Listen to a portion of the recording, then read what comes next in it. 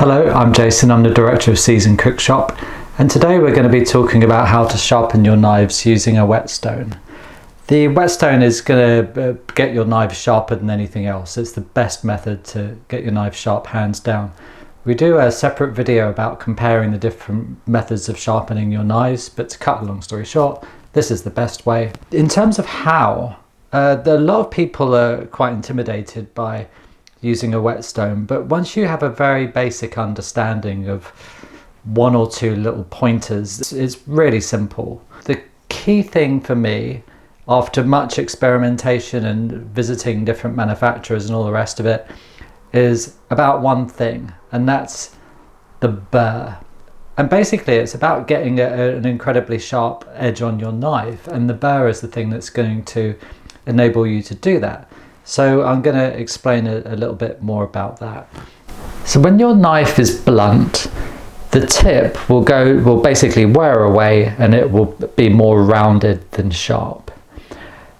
So what we want to do is bring that back to a very fine point, a fine cutting edge. When it's fine, the edge is incredibly thin. And so when you're sharpening your knife, so if you take a whetstone and you're sharpening your knife like this, you'll actually bend the tip of the knife. Now, bending that very fine tip, that's not possible when the knife's blunt, because you've got a rounded edge, nothing to bend. When it's sharp, when it's incredibly sharp, it will bend because you've got a very fine point. So you know when your knife's sharp when you've sharpened it to the point where you're pressing it down, the edge has become bent. That bent bit at the edge, of the very tip of your blade, is called a burr, B-U-R-R. And that's what we're looking for. How do we know that we've actually got to that point? If we're sharpening it like this, it will bend upwards, that very fine tip. And so if we take the other side and run our hand down it, we will actually feel a bit of sort of friction on the edge, and that's what we're looking for. We're looking to get it to that point, and then all we need to do is take that bent edge and just straighten it back up again, and we know we've got a very fine point and our job is done. So this is the Seasoned Whetstone. This is the perfect grip for sharpening your knives. So there's 1,000 on the bottom, 6,000 on the top. The lower the number, the coarser. So you always start with the lowest number. And this is perfect for actually sharpening your knife. And then the higher number, the fine grit, is for just finishing your knife off and putting a very fine point on it. This rubber base stops it from sliding around.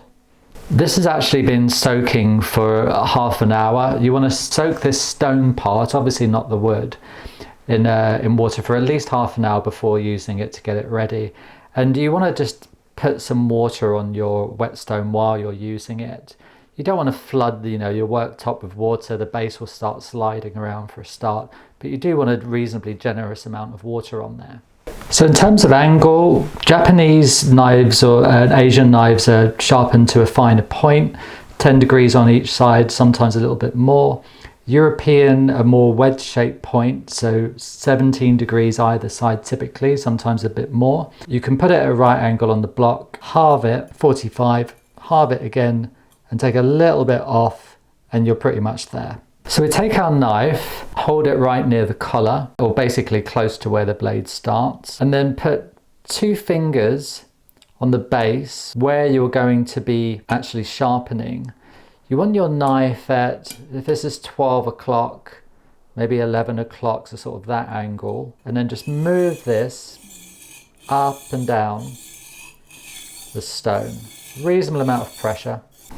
And then once you've gone up and down 5 to 10 times, move your finger along to the next part of the blade and just repeat.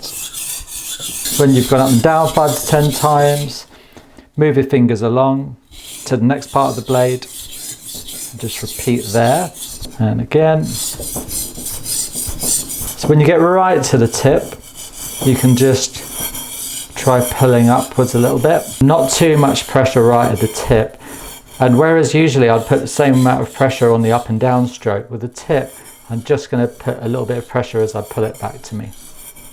You'll see the sort of angle I've got here. This is quite important. You don't want it up here at 45 degrees, but also you don't want it, some people are so obsessed with getting a fine angle that they end up having it too low, and you just won't get the edge of the blade on the whetstone if the angle's too low. You end up just wiping the side of the knife on the whetstone. So you want a bit of angle to it. If you're going to be really strict with the angle, there are various bits of machinery that will get your angle correct. A very cheap and effective way of getting a good angle on the knife is to use the seasoned guide. So this is a sharpening guide. You just slot it on the knife, so, and then you just move that along a bit on the next part, and so on. When you've done that side, you want to gently stroke your fingers down the blade, obviously not up because you're going to cut yourself, but you should feel a bit of friction, and you'll feel the difference. The other side, none at all. If you get a comparison, there'll be nothing on this side, but here you should feel that burr where basically the metal's bent upwards, and that's what you're feeling, that bent upwards metal. That should be all along. If there's any points on the knife where you can't feel that, and needs a bit more here, this is completely smooth, I would just do it again until you can feel that burr. So once you've done the main side, keep it in the hand that you cut with and just turn it around.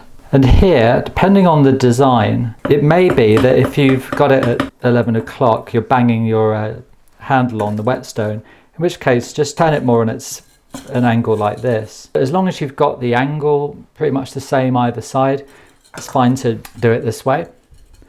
And same process. You can use your guide if you want to. I'm going to slip mine on and just 2 fingers of pressure, backwards and forwards. I would only do 4 or 5 strokes definitely on this side, because all you're doing is straightening out the burr. You're not you've already got an edge on your knife. Don't spend too much time on this side. And not crazy amounts of pressure either. This down. If I feel now, both sides, I should feel no friction. If you feel friction underneath, put the underneath face down, so that if you're basically feeling it bent like that, you put it on here and just straighten it up again. Friction here at this point on the blade.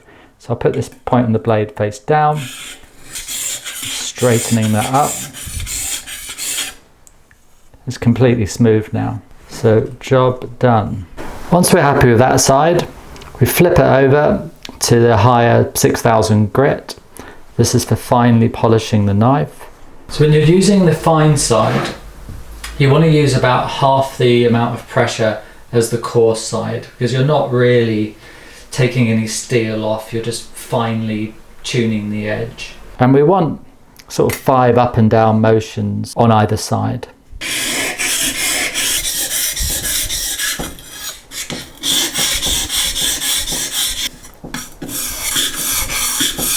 Turn it over, you can actually take it to 11 o'clock on this side.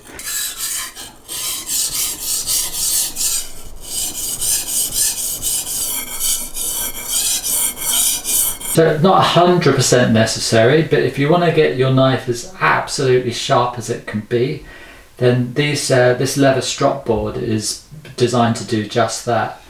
It's got 2 sides, really fine leather side here, and then more of a kind of coarse suede side here.